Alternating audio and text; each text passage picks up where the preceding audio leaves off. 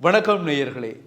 பல நாய்களை செல்லப்பிராணிகளாக வளர்த்து வருகின்ற ஒரு பிரபலம் அந்த நாய்களுக்காக தனியான அறைகள் ஒதுக்கி அதில் விளையாட்டு மைதானம் மருத்துவ வசதிகள் எல்லாம் ஏற்படுத்தி கொடுத்து அந்த நாய்களை பராமரிப்பதற்காக வேலையாட்களையும் நியமித்து 1.5 ஏக்கரில் ஒரு பண்ணை வீட்டையும் அமைத்து அது மட்டுமில்லாமல் 45 கோடி ரூபாய் சொத்தையும் நாய்களை பாதுகாப்பதற்காக தான் இறந்தாலும் தான் வளர்த்த நாய்களை பாதுகாப்பதற்காக 45 கோடி ரூபாய் சொத்தையும் எழுதி வைத்திருக்கின்றார் ஒரு பிரபலமானவர்.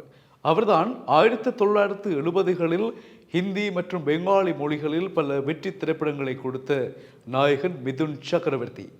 இவர்தான் இந்த செல்ல பிராணிகளுக்காக இவ்வளவு வசதிகளை ஏற்படுத்தி கொடுத்திருக்கின்றார். இவர் அதிகமான அன்பை செல்ல பிராணிகள் மீது வைத்திருக்கின்றார். நாய்களை வளர்ப்பதில் அதிக பிரியமுடையவராக இவர் காணப்படுகின்றார். இவர் என்ன செய்வார் என்றால், உலகில் உள்ள எல்லா மூலைகளுக்கும் எல்லா நாடுகளுக்கும் செல்வாராம்.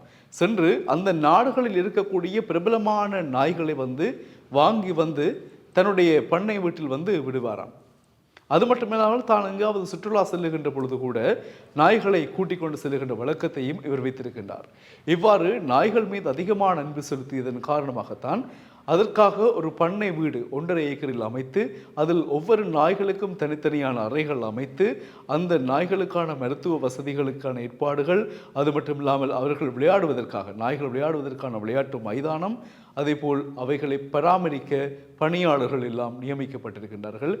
ஊதியங்களும் வழங்கப்படுகின்றன. இது தவிர இன்னும் 45 கோடி ரூபாய் பணம் இவர் எழுதி வைத்திருக்கின்றார் தன்னுடைய செல்ல பிராணிகளுக்காக.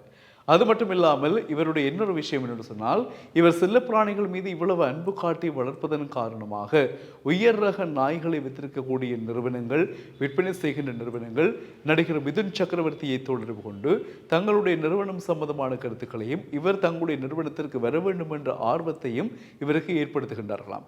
அதனால் இவர் என்ன செய்கின்றார், பொழுதுபோக்காக ஒவ்வொரு நாடுகளுக்கும் சென்று உயர் ரக நாய்கள் இருக்கக்கூடிய நிறுவனங்களை பார்த்து அந்த நாய்களை வாங்கி கொண்டு வருவதையும் ஒரு பொழுதுபோக்காக வைத்திருக்கின்றார். பாருங்கள், எவ்வளவோ ஒரு பெரிய நடிகர், அவர் நன்றாக உழைத்தார், பெரிய வெற்றி படங்களை எல்லாம் கொடுத்தாராம் ஹிந்தி மற்றும் பெங்காலி மொழிகளில். மிதுன் சக்கரவர்த்தி என்றால் உங்களில் பலருக்கு தெரிந்திருக்கும் அவரை. எனவே நாங்கள் மனிதர்களை என்று நேசிக்கிறோம் இல்லை, மனிதர்கள் பக்கத்தில் இருக்கின்ற மனிதர்கள் கூட பசியால் வாடுவார்கள், உதவிகள் இல்லாமல் இருப்பார்கள், மிகவும் கஷ்டப்படுவார்கள். நாங்கள் கண்டும் காணாதது போல் எங்களுடைய அடுத்த கட்ட நடவடிக்கைகளுக்காக கடந்து சென்று விடுவோம். ஆனால் செல்லப்பிராணிகள் மீது அன்பு வைத்திருக்கிறோம் என்று பெயரளவில் மட்டும் இல்லாமல் அதை செயலில் காட்டிக் கொண்டிருக்கக்கூடிய இவ்வாறான பெரிய மனிதர்களும் உண்மையில் நன்றியுள்ளவர்கள் தான். இதில் எனக்கு ஒரு விடயம் ஞாபகம் இருக்கிறது. ஒரு பத்திரிகையில் படித்தேன்.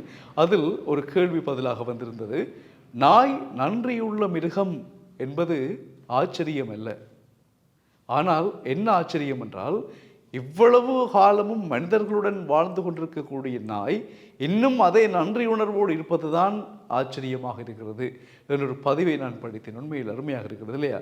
நாய் நன்றியுள்ள மிருகம் என்பது ஆச்சரியம் அல்ல, மனிதர்களோடு இவ்வளவு காலமும் இருந்தும் அது இன்னும் நன்றி உணர்வு மாறாமல் இருக்கிறது என்பதுதான் ஆச்சரியம். எனவே தங்களுடைய செல்ல பிராணியை மிதுன் சக்கரவர்த்தி எவ்வாறு பராமரிக்கிறார், பாதுகாக்கிறார், அதற்காக சொத்துக்களை எல்லாம் எழுதி வைத்திருக்கிறார் என்ற செய்தி இப்பொழுது சமூக வலைத்தளங்களில் வைரலாகி கொண்டிருக்கிறது.